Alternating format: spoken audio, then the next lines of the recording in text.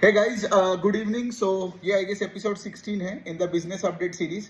और यहाँ पे हम लोग बहुत कंपनीज के बारे में बात करने वाले हैं। तो पहले मैं क्या करता हूँ, पहले पहले मैं नॉन फाइनेंशियल्स का बात करता हूँ and then I move on to the financial businesses. ठीक है, तो देखते हैं कितना होते हैं एक वीडियो में। तो हम पहले बात करने वाले हैं टाइमेक्स के ऊपर। ठीक है, सो टाइमेक्स बेसिकली वही आपका घड़ी बेचने वाला कंपनी है। आई गेस बचपन से आपने टाइमेक्स का बहुत सारे वॉचेस देखे होंगे, राइट। सो यहाँ पे क्या है, टाइमेक्स का ना पूरा बिजनेस पे I won't use the word turn around, क्योंकि टर्न अराउंड उनके लिए होता है जो लॉस खाते हैं। लेकिन टाइमेक्स का जो मैनेजमेंट है वो सब कुछ सही कर रहा है। मतलब मैं आपको अगर एक साल पहले भी लेके जाऊं ना, तब उनका मैनेजमेंट ने एक कमेंट्री दिया था कि हम लोग सब कुछ सही से कर रहे हैं। जैसे for example bringing in more and more luxury brands in the portfolio, और उसके साथ साथ ये लोग सारे चैनल्स पे फोकस कर रहे थे। ऑनलाइन चैनल्स हो, ऑफलाइन चैनल्स हो। ऑनलाइन मतलब वही आपका ई कॉमर्स हो गया, ऑफलाइन मतलब आपका वही आपका वो मल्टी ब्रांड आउटलेट्स हो गई या आपका रिटेल चेन्स हो गई। तो वहां पे ठीक है, तो टाइमेक्स का परफॉर्मेंस बहुत ही अच्छा आ रहा है। तो मैं आपको ये बता दूं, Q4 ओवर Q4 में टाइमेक्स ग्रीव सेल्स बाई 41%। ठीक है, और अगर आप FY25 ओवर 24 को देखोगे, सेल्स ग्रीव ऑलमोस्ट 30% से। अब टाइमेक्स का कॉम्पिटिटर कौन है? एथॉस। कल ही मैंने एथॉस को कवर किया, आपने देखा एथॉस का कितना था, 23-25% का इंजन है। तो अब अगर देखा जाए तो एथॉस से तो एक फास्टर पेस से ग्रो कर रहा है टाइमेक्स।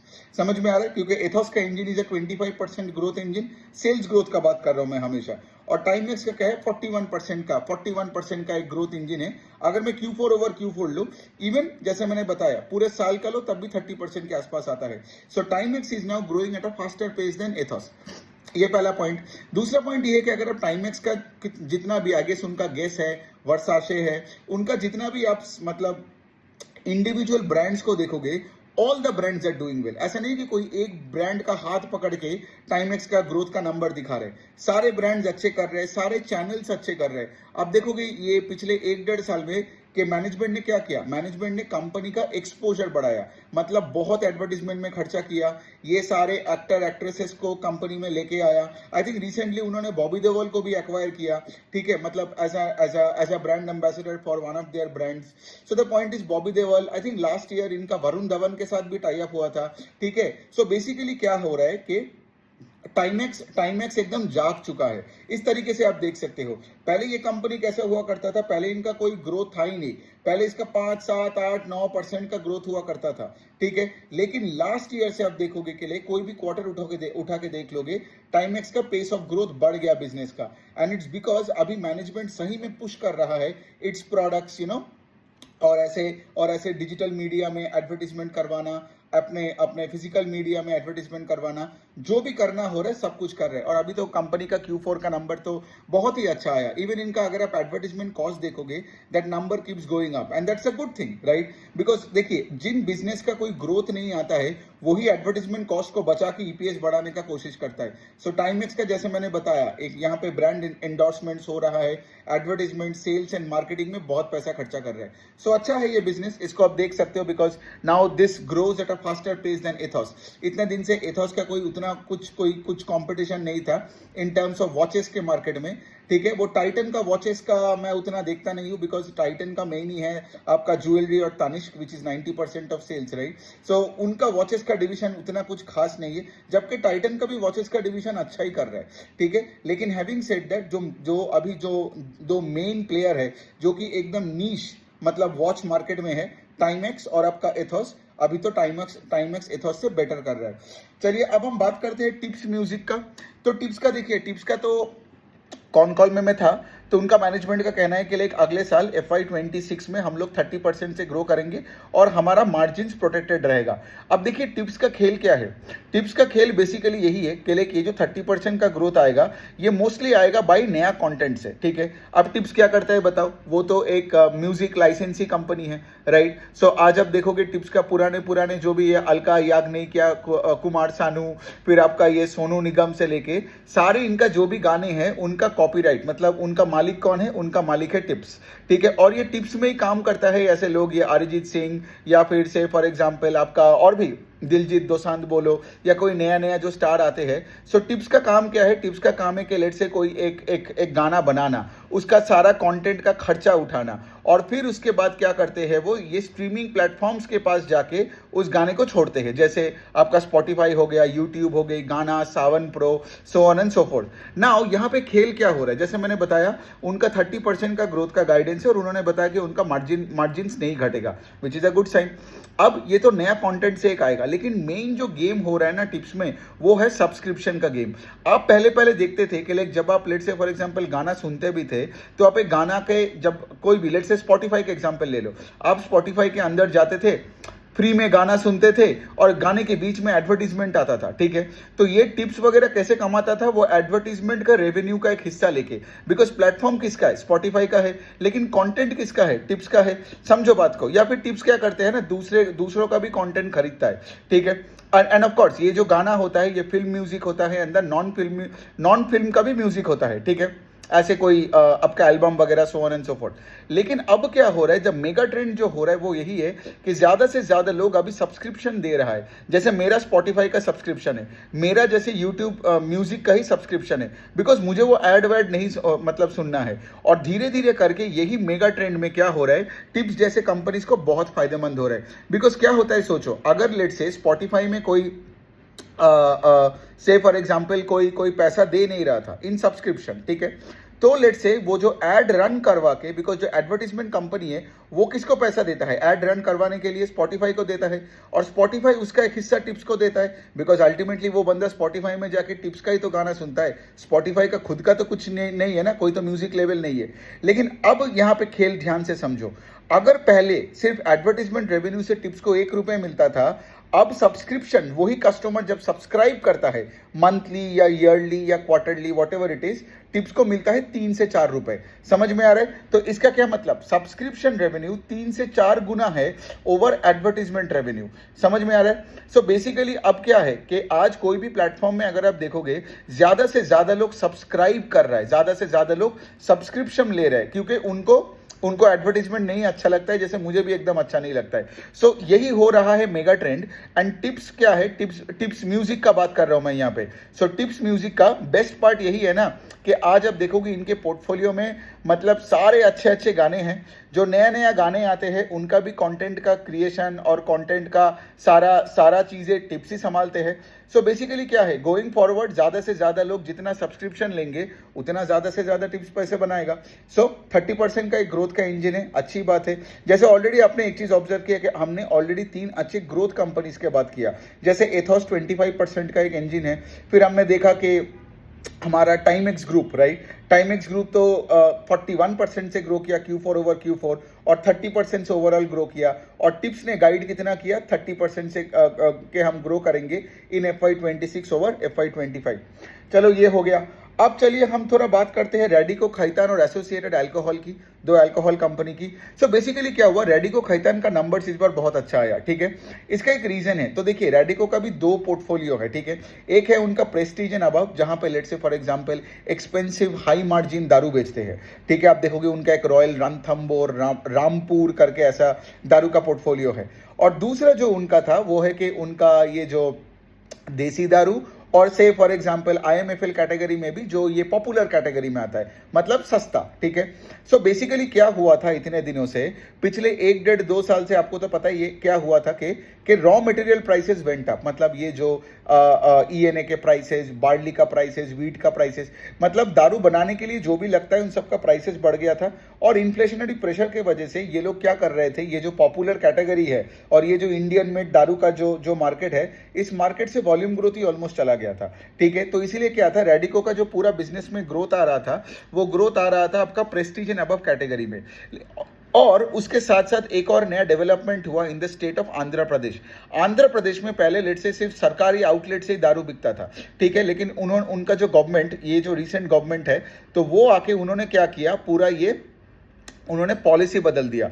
अब वो क्या बोल रहे हैं कि प्राइवेट डिस्ट्रीब्यूटर भी ये बेच पाएगा। तो जब से ये हुआ है तब से ये सस्ता दारू का सेल एकदम मतलब छप्पर फाड़ के हो रहा है। समझ में आ रहा है? तो वही हुआ है रेडिको खैतान का। सो रेडिको खैतान का अगर मैं नंबर बताऊं, सो इनका जो प्रेस्टीज एंड अबव कैटेगरी है, राइट, उनका वॉल्यूम ग्रोथ हुआ 16-18% से। लेकिन जो इनका जो रेगुलर जो पोर्टफोलियो है, मतलब IMIL और IMFL में भी जो ये पॉपुलर कैटेगरी का है, that entire category grew almost 80%। समझ में आ रहा है क्या हुआ? तो इसी वजह से क्या हुआ, the overall sales grew I think 20-23% से। तो ये जो आंध्र प्रदेश का जो ये पॉलिसी चेंज हुआ, ये सिर्फ रेडिको नहीं, बाकी कंपनीज को भी फायदेमंद हो रहा है, बिकॉज ये अभी का नहीं है, ये कुछ आई थिंक 4-5 महीने का पुराना ही न्यूज़ है। तो बाकी कंपनीज पिछले कॉन कॉल में भी यही बताया था, क्योंकि प्राइवेट डिस्ट्रीब्यूटर हो जाता है ना, तो बेसिकली क्या है ना, यहाँ पे आपका वो रेड टेप एंड मतलब वही बोलते हैं ना कि लाइक वो सरकार जितना ज़्यादा इन्वॉल्व होता है उतना वॉल्यूम ग्रोथ नहीं होता है, उतना लड़ाई झगड़ा होता है। तो ये जो पॉलिसी चेंज किया आंध्र प्रदेश में, इसमें सबको फायदा हो रहा है। आप देखोगे यूनाइटेड स्पिरिट्स भी अपने कॉन कॉल में यही बताते रहता है। सो एनी विच वे, तो कंपनी तो अच्छा ही है, मतलब 22-23% से ग्रो किया। The pace of sales growth actually went up, right. But आपको ये भी देखना है कि पिछले साल का ये जो पॉपुलर कैटेगरी और IMIL का जो ये कैटेगरी था, सस्ता दारू वाला जो कैटेगरी था, ये एकदम सबड्यूड था, तो एक लो बेस में इनको वो ग्रोथ मिला। सो देखिए, सो अगले फिस्कल में जाके 70-80% का कोई सेगमेंट ग्रो नहीं करेगा रेडिको का, कोई भी segment, because Radico is a big company, है ना। लेकिन फिर भी बिजनेस का पेस ऑफ सेल्स ग्रोथ बढ़ गया है because of the things that I mention, ठीक है। दूसरे साइड में मैं ये भी बोल सकता हूं कि लाइक सिंस अब क्या हुआ, सो बेसिकली उनका जो प्रेस्टीज एंड अबव कैटेगरी था, right, that was almost 70% of sales हो गया था, लेकिन अभी वो 60% में आ गया ऑफ सेल्स। बाकी जो कैटेगरी जो पॉपुलर कैटेगरी, उनका पोर्टफोलियो में वेटेज बढ़ गया, है ना। लेकिन इसके बावजूद भी आई कैन टेल यू के लाइक इनका मार्जिन डाइल्यूशन नहीं हुआ, है ना। बिकॉज हमें सब हर टाइम यही लगता है ना कि लाइक हाँ भाई, मतलब अगर तुम्हारा लेट से पॉपुलर कैटेगरी में ग्रोथ ज्यादा हो रहा है देन लेट से the Prestige and above category, तो शायद तुम मार्जिन डाइल्यूट करके तुम दारू बेच रहे हो। लेकिन यहाँ पे वॉल्यूम ग्रोथ इतना ज्यादा आया ना कि कंपनी को ऑपरेटिंग लेवरेज मिला। मतलब रेडिको का I think I don't know, मैंने नंबर यहाँ पे लिख के रखा है कि नहीं, हाँ, मतलब आई गेस मुझे याद है कि इनका EBITDA grew I think around 40% के आसपास, ठीक है, एंड सेल्स ग्रीव 22-23% के आसपास। So when EBITDA grows at a faster pace than sales, that means company gets operating leverage. तो अच्छी कंपनी है। और रेडिको तो है ही, उनका तो मतलब उनका अगर सारे आप सब ब्रांड्स को देखोगे तो इनके पास बड़े बड़े ब्रांड्स पड़े हैं, ठीक है। अभी हम दूसरे कंपनी के बारे में बात करते हैं, एसोसिएटेड अल्कोहल। अब देखिए, ये कंपनी में एक चीज हुआ कि लाइक इस कंपनी में अगर मैं थोड़ा बता दूं, ये कंपनी मेन क्या करता है, ये डियाजियो का one of the chief contract manufacturers है। फिर इनब्रू करके एक और कंपनी है जिनका बैक पाइपर एंड वो सब का वो दारू मिलता है।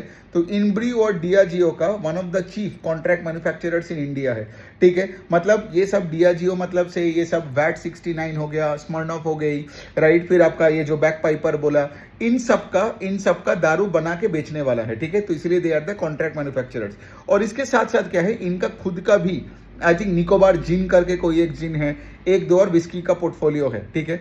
लेकिन इनका मेन हाई मार्जिन प्रोडक्ट क्या है, जो कॉन्ट्रैक्ट मैन्युफैक्चरिंग में लेट से ये जो वैट 69 और ये सब टीचर्स वगैरह जो भी है, जो भी सब दारू बेचने वाला, तो यहाँ पे इनका मार्जिन ज्यादा है देन देयर ओन ब्रांड्स, ठीक है। तो ये एक बात मुझे अच्छा नहीं लगता है, बिकॉज देखिए, द पॉइंट इज के लिए अगर मैं किसी और का चीज दारू बना रहा हूँ, ठीक है, और फिर मैं अपना भी बना रहा हूँ दारू, अगर मेरे खुद का दारू जो मैं खुद बना रहा हूँ, लेट से ओन मैन्युफैक्चरिंग, राइट, तो अगर वो दारू का मार्जिन कम है देन लेट से जो मैं कॉन्ट्रैक्ट मैन्युफैक्चरिंग में बना रहा हूं, मतलब क्या, मेरे दारू का कोई उतना मार्केट में उतना भाव नहीं है ना। मतलब मेरा खुद का जो ब्रांड्स है उसका ब्रांड वैल्यू उतना नहीं है जितना लेट से आज आप डियाजियो का कोई भी ब्रांड्स का जब आप कॉन्ट्रैक्ट मैन्युफैक्चरिंग कर रहे हो।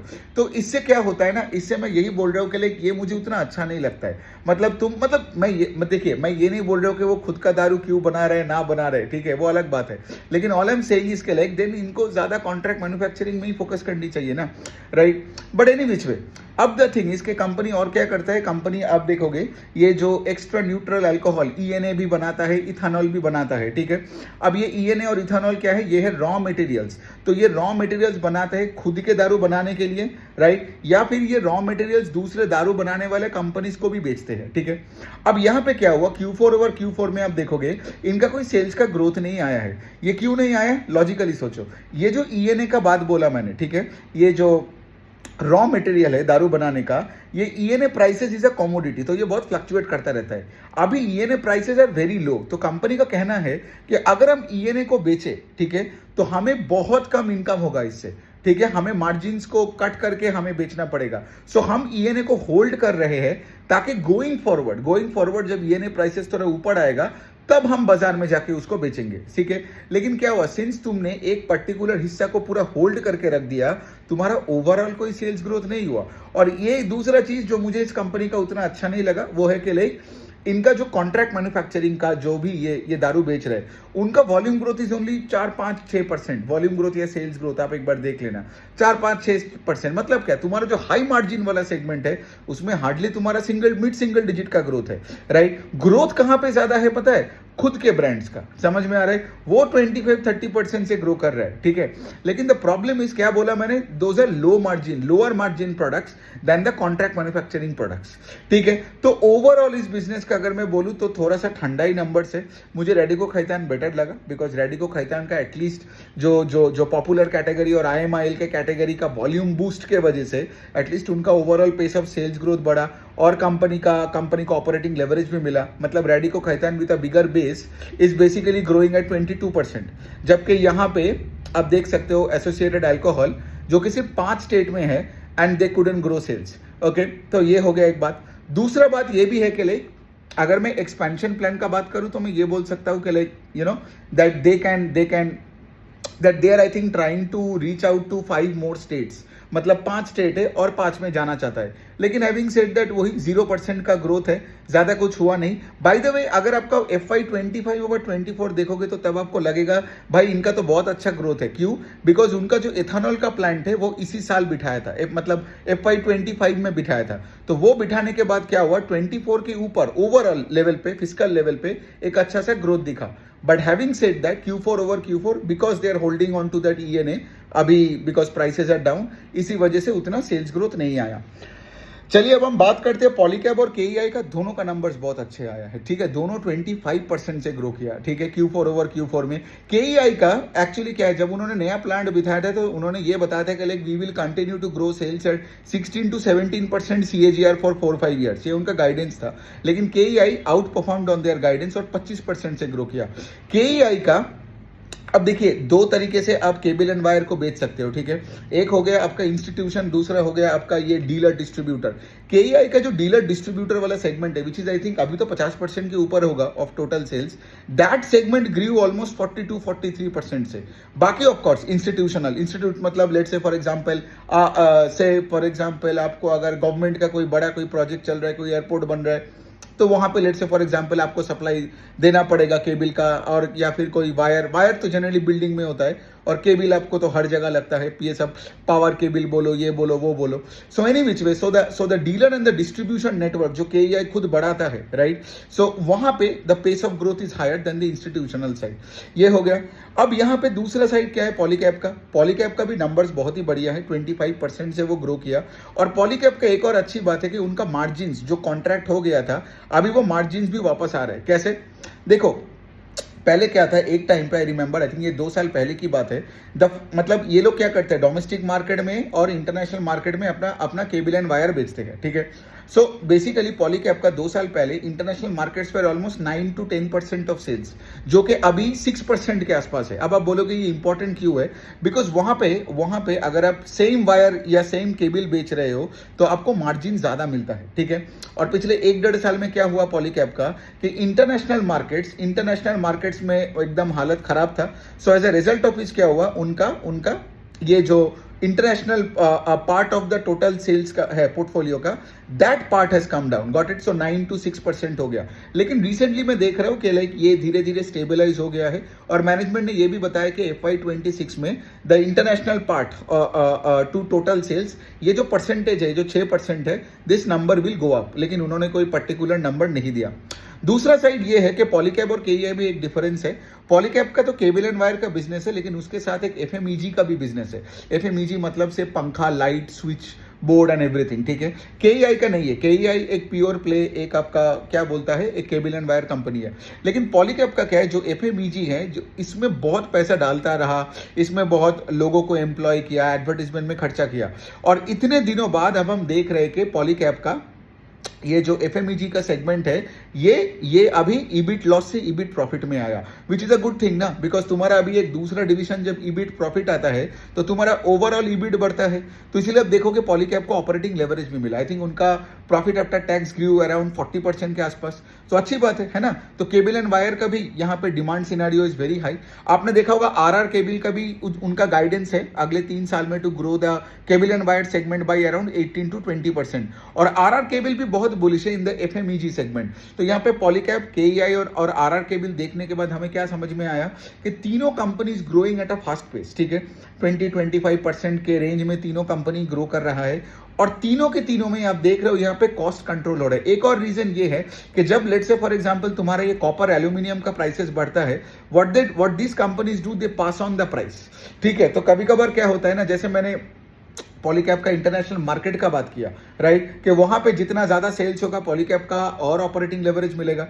दूसरे साइड में जब तक ये तुम्हारा कॉपर एंड एल्यूमिनियम का प्राइसेस ऊपर रहेगा, उतना ही तुम हाई प्राइस में माल बेच पाओगे, राइट। तो ये भी एक अच्छी बात हो गया। So the point that I am trying to say, इसके लिए यहाँ पे जो तीनों केबल एंड वायर कंपनी है, ठीक है, तीनों के तीनों ही अच्छा कर रहे हैं। Although I like Polycab and KEI better than RR cable, I tell you why, because Polycab almost 1 lakh crore market cap की कंपनी है, और RR cable is like 5,000-7,000 crore की मार्केट कैप की कंपनी है, ठीक है। सो पॉलीकैब आरआर केबल से 20 गुना है, और आरआर केबल स्टिल ग्रोइंग, मतलब आरआर केबल का गाइडेंस कितना है, 18% से हम ग्रो करेंगे, राइट, अगले 3 साल अपने केबल एंड वायर डिवीजन को, राइट। और अगर मैं एफएमईजी को जोड़ भी लूं तो चलो 20% ही पकड़ लो। सो पॉलीकैब तो अभी 25% कर रहा है on such a bigger base. सो मेरा पॉइंट है कि अगर मैं इन तीनों में से चुनूं तो मैं पॉलीकैब और केईआई को ही देखूंगा, बिकॉज केईआई का size I guess RR cable और पॉलीकैब के बीच में कुछ है, ठीक है। And even KEI is growing at a faster pace than क्या बोलते हैं हमारा आरआर केबल, और केईआई का गाइडेंस भी वही है ना, 15, 16, 17% का। अभी तो पता नहीं Q4 में इनका कॉन कॉल में देखना पड़ेगा कोई गाइडेंस बढ़ाता है कि नहीं, बिकॉज केईआई के भी 25% का ग्रोथ बहुत दिनों बाद दिखा। So good set of numbers, high demand है इस स्पेस में, केबल एंड वायर के स्पेस में, राइट। एंड कुछ तो नहीं है, मतलब there is nothing negative to say for any 3 companies. Is just that मुझे वही लगता है कि अगर आरआर केबल इन तीनों में सबसे छोटी कंपनी थी तो they should be growing at a faster pace than the likes of Polycab, okay. So यही है बात। अब चलिए हम बात करते हैं कॉन्टोर स्पेस करके कंपनी का। सो कॉन्टोर स्पेस आपका क्या करता है, कॉन्टोर स्पेस आपका एक कोवर्किंग स्पेस है, एक बहुत ही छोटी कंपनी है, ठीक है। तो बेसिकली यहाँ पे एक देखिए, कॉन्टोर स्पेस में उतना इंफॉर्मेशन का डिस्क्लोजर नहीं है, ठीक है। 6 महीने में अपना रिजल्ट्स निकालता है, और ये आपका ऑफिस, अगर आपने ऑफिस और ईएफसी का मॉडल देखा है तो आपको कॉन्टोर का भी मॉडल समझ में आ जाएगा। वही है ना, अकेले एक अपना कोई बिल्डिंग लेता है टेनेंट, मतलब कोई एक लैंडलॉर्ड से, फिर उसको ऑफिस स्पेस में बनाता है और फिर उसको भाड़े में देता है, कॉर्पोरेट्स को भाड़े में देता है, या इवन इंडिविजुअल एंटरप्रेन्योर्स को भी भाड़े में देता है, हर सीट का भाड़ा लेता है, और ऑफ कोर्स वो जो मार्जिन है वो कमाता है, ठीक है। सो बेसिकली यहाँ पे इस कंपनी का क्या था, मैं आपको बताने का एक चीज कोशिश करूंगा कि लाइक साल के बिगिनिंग में उन्होंने क्या बोला था, FY25 में, at the beginning of FY25, अभी तो हम FY26 में घुस चुके हैं ऑलरेडी। FY25 के बिगिनिंग में मैनेजमेंट ने एक चीज बताया था कि हमारा जितना छोटा सा हम कंपनी है, we can double sales every year for the next 3 to 4 years, ठीक है। और FY25 में उनका कितना टोटल सेल्स था पता है, 12 करोड़ के आसपास, 12 करोड़। और FY24 के एंड में 12 करोड़ था। और अभी अगर आप देखोगे FY25 में उनका कुछ 20 करोड़ के ऊपर सेल्स हो गया। सो इसका क्या मतलब कि तुम जो बोल रहे हो तुम वैसे कर भी रहे हो, और उसके साथ साथ कंपनी को ऑपरेटिंग लेवरेज भी मिलता है। मतलब पैट का ग्रोथ यहाँ पे I think that is more than 2x, मतलब 100% के ऊपर से ही पैट ग्रीव इन FY25 ओवर FY24। तो अभी हमें मैनेजमेंट से वापस वही मुझे सुनना है कि भाई तुमने जो बताया था 1 साल पहले के लाइक हर साल तुम सेल्स को डबल कर पाओगे, तो क्या तुम अगले साल 20 करोड़ से 40 करोड़ कर पाओगे कि नहीं, समझ में आ रहा है। और उसके साथ अगर तुम ये भी बता रहे हो कि तुम मार्जिन को प्रोटेक्ट करोगे तो बहुत बढ़िया। क्या होता है ना यहाँ पे, जितना आप छोटा, because let me tell you, अगर आप ऑफिस को ट्रैक कर रहे हो, ठीक है, जो सबसे बड़ा, जो इस स्पेस में सबसे बड़ा कंपनी है, that company itself is growing eight 30 to 40%, मतलब इस स्पेस में तो बहुत अच्छा स्कोप है। ईएफसी का नंबर्स खराब आ गया, ठीक है, लेकिन ऑफिस का numbers have stayed very very good. तो ऑफिस 35-40% से ग्रो कर रहा है। तो यहाँ पे अगर the leader in terms of size is growing at 30-40%, I want Contour, and let me tell you, Contour और ऑफिस में बहुत डिफरेंस है इन साइज। ऑफिस का अगर साल में 1000-1200 करोड़ का सेल्स आता है, तो कॉन्टोर का आता है 20 करोड़। तो समझ में आ रहा है, 1000 करोड़ वर्सेस 20 करोड़, मतलब कोई कंपैरिजन ही नहीं है। सो दैट इज वाई ये सही कहले, मुझे कॉन्टोर में तभी इंटरेस्ट होगा ना जब वो ऑफिस को एक मच हायर पेस से बीट करेगा इन टर्म्स ऑफ ग्रोथ, वरना मैं ऑफिस ले लूंगा, है ना, समझ में आ रहा है बात को। तो ईएफसी का भी वही वाला सीन था, ईएफसी का साइज ऑफिस के आधा है in terms of seats they have, right, in terms of अगर आप देखोगे सेल्स का नंबर, लेकिन EFC नाउ ऑफिस का आधा होके भी they grew at a much slower pace than office in Q3 over Q3, ठीक है। और वो सब ये फर्नीचर मैन्युफैक्चरिंग उन सब में जा रहे हैं एंड ऑल दैट, जो भी मुझे उतना अच्छा नहीं लगा। बट हैविंग सेड दैट, आपको ये कॉन्टोर स्पेस को अच्छे से देखना है। मैनेजमेंट का वही मैं बता रहा हूँ, 6-6 महीने में नंबर्स आते हैं, लेकिन 100% का एक ग्रोथ इंजन, राइट। और आप देख सकते हो, राइट, 20 करोड़ से 40 करोड़ से 80 करोड़ से 150 करोड़ या 160 crore, what ever it is, आप देख सकते हो आराम से कर सकता है ना। बिकॉज इंडिया में को वर्किंग स्पेस का तो कोई मतलब, यहाँ पे you can go to tier 2, 3, 4, 5 cities में, और ये जो बड़े बड़े जो कॉर्पोरेट्स है, क्योंकि क्या होता है ना, बड़े कंपनीज बड़े को वर्किंग ऑपरेटर के साथ काम करता है। सो कॉन्टोर का जितना आपका सीड्स बढ़ेगा, ठीक है, उतना बड़े कंपनीज भी कॉन्टोर के साथ जुड़ने को आएगा। बिकॉज आज लेट से गूगल कॉन्टोर के साथ काम नहीं करेगा, बिकॉज गूगल का इतने हजारों एम्प्लॉयज होगा, शायद कॉन्टोर के पास उतना जगह ही नहीं है, समझ में आ रहा है, तो इसलिए वो ऑफिस के पास जाएगा। तो कॉन्टोर का साइज जितना बढ़ेगा, उतना बड़े बड़े कॉर्पोरेट डील्स भी उनको मिलेगा। सो यही है, ये कंपनी को ट्रैक आप कर सकते हो। आई गेस और एक दो कर लेते हैं फिनेंशियल्स का। एक करते हैं यूग्रो कैपिटल। यूग्रो कैपिटल का प्रॉब्लम क्या है, इनका बिजनेस का पेस ऑफ ग्रोथ घट गया, ठीक है। मतलब क्या, मतलब पहले 50% से ग्रो करता था, अभी 30% से लोन बुक को ग्रो कर रहा है। उसके एक रीजन है, ठीक है। यूग्रो क्या करता था, पहले वो छोटे छोटे ऐसे बहुत बिजनेस लोन्स देते थे जो कि अनसिक्योर्ड था, और वहां पे इनका ना बैड लोन्स बनता गया। तो अभी वो क्या कर रहा है, उस बुक को घटा रहा है, समझ में आ रहा है, और वो सारे सिक्योर्ड एमएसएमई में ज्यादा फोकस कर रहा है। तो बेसिकली क्या, तुम्हारे क्रेडिट कॉस्ट बढ़ गया, और उनका मैनेजमेंट ने ये भी बताया कि अगले 1-2-3 क्वार्टर में उनका क्रेडिट कॉस्ट थोड़ा ऊपर ही रहेगा इन दी अनसिक्योर्ड बिजनेस लोन वाला डिवीजन। तो ऑफकोर्स मार्केट को ये चीजें अच्छा नहीं लगता है ना, कि तुम एक पर्टिकुलर डिवीजन में तुमने थोड़ा बहुत बैड लोन्स बना लिया, अब तुम उसको बोल रहे हो कि हम उसको रन डाउन करेंगे और हम सिक्योर्ड एमएसएमई में जा रहे हैं। तो बेसिकली वो क्या कर रहे हैं, सिक्योर्ड एमएसएमई में छोटे छोटे इमर्जिंग लोन्स दे रहे हैं, लेकिन वो सिक्योर्ड है, ठीक है। और ये भी वही कर रहे हैं, राइट, जो ये उज्जीवन और इक्विटास वगैरह कर रहे हैं, कि लाइक प्रॉब्लम में फंसा, मतलब कोई एक पर्टिकुलर, जैसे वो माइक्रो फाइनेंस में फंसा, तो वो लोग क्या कर रहे हैं, माइक्रो फाइनेंस के एक्सपोजर को घटाते जा रहे हैं। बंधन बैंक भी माइक्रो फाइनेंस से भागे जा रहा है। तो यहां भी यूग्रो में वही हो रहा है, although Ugro is not a micro finance lender. Ugro का बेसिकली 2 पार्ट है, उनका 40% ऑफ द बुक वो को लेंडिंग बुक है, 60% वो खुद से लोन देता है। अब यहां जो पार्ट है ना, co lending book is more ROE accretive also, ठीक है। तो ये जो बुक था, आई थिंक को लेंडिंग में वॉज 45-48% ऑफ बुक, और मैनेजमेंट बोलता था 50% क्रॉस कर जाएगा। लेकिन अभी मैं देख रहा हूं कि द को lending part is also coming down, अभी वो 40-42% के आसपास है। सो बेसिकली क्या, को लेंडिंग से क्या है, मतलब तुमको एक फीस मिलता है, राइट, और बड़े बड़े बैंक्स के साथ अगर तुम को लेंड करते हो तो वो ज्यादा पैसा देता है, और तुम्हारा काम है उसको सोर्स करना, कलेक्ट करना एंड एवरीथिंग। मतलब क्या, तुम्हारे ऊपर ट्रस्ट थोड़ा कम हो रहा है, आई गेस, ऑल्दो ये मैनेजमेंट ने नहीं बताया, वरना तुम को lending part of the book को क्यों घटाओगे। बिकॉज यूग्रो का तो वही था ना, कि हम लोग सिक्योर्ड प्लस अनसिक्योर्ड छोटे एमएसएमई लोन्स देते हैं, और हम को लेंडिंग में बहुत भरोसा करते हैं। अब तो मैं देख रहा हूँ को लेंडिंग का पार्ट भी घट रहा है, और उसके साथ साथ तुम बोल रहे हो कि you are going to run down that business loan का पार्ट, है ना। और अभी ये लोग ब्रांचेस ओपन कहां पे कर रहे हैं, वही इमर्जिंग सेक्टर में। इमर्जिंग सेक्टर नहीं, मतलब इमर्जिंग का मतलब है वही टायर 4-5 सिटीज में, with the help of technology and everything, so on and so fourth. ये लोग secured small ticket high yielding MSME loans देगा। लेकिन वही वाला पॉइंट है ना, अगर आप जीएनपीए नंबर देखोगे, that number has gone up. Credit cost का भी, because of the business loan, वो number has gone up, and as a result of which आप देखोगे ना, यूग्रो का कोई ऑपरेटिंग प्रॉफिट में ग्रोथ ही नहीं है, यूग्रो का कोई पैट में कोई ग्रोथ नहीं है, although the loan book is still growing at 30-35%, इनका इनकम में कोई ग्रोथ नहीं है। तो शेयर होल्डर को कैसे फायदा मिलेगा? एक और चीज मैं बोल सकता हूं कि लाइक जो मैं पिछले क्वार्टर से Q3 के ऊपर Q4 में देखूं, आई हैव सीन कि उनका disbursal is going up finally. I think the quarter on quarter disbursal का number is like pretty high and Y भी डिसबर्सल आई थिंक इज 55-60% से ग्रो किया। सो मैनेजमेंट का भी सुनना पड़ेगा, FY26 का गाइडेंस सुनते हैं किस तरफ अपना ROE जाएगा। बिकॉज देखो, अगर आपका इनकम नहीं बढ़ रहा है ना, तो फिर बेसिकली आपका ROE ऊपर नहीं जाएगा, और जब तक आपका एसेट क्वालिटी में तगड़ा कंट्रोल नहीं आएगा तब तक स्टॉक कैसे पैसे बनाएगा। तो ये हो गया यूग्रो का। अब हम बात करते यहाँ पे एप्टस वैल्यू हाउसिंग और आधार हाउसिंग का जल्दी से। तो देखो, ये दोनों जैसे मैं बता रहा था, आज सुबह मैंने इस पे पोस्ट भी किया, ठीक है। एप्टस का मैनेजमेंट का गाइडेंस क्या है कि हम 25 से 30% से ग्रो करेंगे। आधार का गाइडेंस है कि हम 20% से ग्रो करेंगे। अरे एक बात बताओ, एप्टस जो टायर 3, 4, 5 सिटीज में अफोर्डेबल हाउसिंग, और बाय द वे ये दोनों जो एप्टस और ये जो आधार हाउसिंग है, इनका एसेट क्वालिटी बहुत बढ़िया है, ROE स्टेबल है, इनका स्प्रेड जो निम्स है वो नहीं घटता है, सब कुछ बढ़िया है, कोई प्रॉब्लम नहीं है। एप्टस का तो ROE भी धीरे धीरे बढ़ रहा है, मतलब 15-16 से अभी 17-18% के आसपास गया। मैनेजमेंट ये भी गाइडेंस में पिछले क्वार्टर के बाद बोल रहा हूँ कि बोला था कि वो 22% तक हो जाएगा अगले 3 साल के बाद। सो सब कुछ सही है, लेकिन मुझे एक बात बताओ, ठीक है, प्रैक्टिकली सोचो, आज एप्टस का बुक मतलब लोन बुक का साइज क्या है? 10,000 करोड़, ठीक है। ये जो कंपनी है आधार, इसका लोन बुक आधार हाउसिंग फाइनेंस का कितना है? 25,000 crore. What is Bajaj housing finance का लोन बुक का साइज? 1.1 लाख करोड़, मतलब एप्टस से 11 गुना बड़ा है, और लेट्स से आधार से 4 से 4.5 गुना बड़ा है। Got it?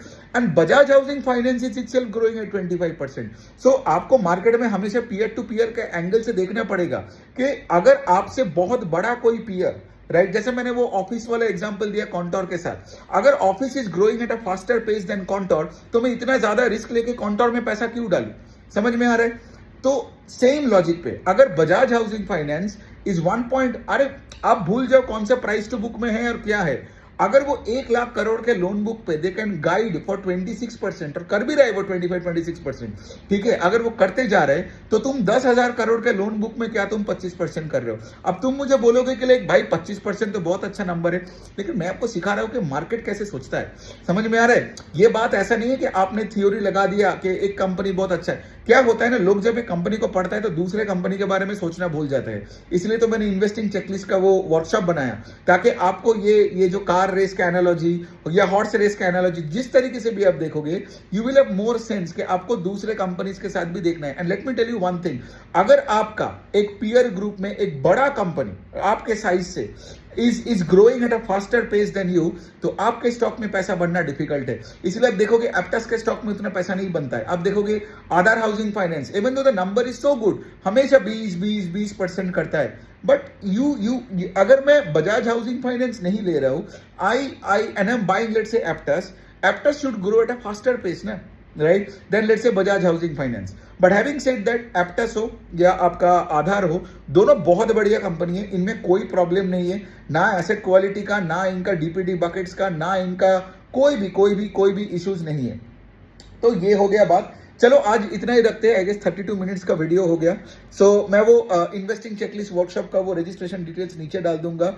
अगर आपको मेरे तरह एनालिसिस करनी है, पोर्टफोलियो को मैनेज करनी है, आप फ्रेशर हो, एक्सपीरियंस्ड हो, आपका फाइनेंस बैकग्राउंड हो, या आप होम मेकर हो, या आप आर्किटेक्ट हो, मैटर नहीं करता है, आप इसको ले लोगे तो आप मार्केट को विद कॉमन सेंस देख पाओगे, जैसे मैं ये सब वीडियोस बनाती हूँ। Okay, on that note, thank you so much for listening.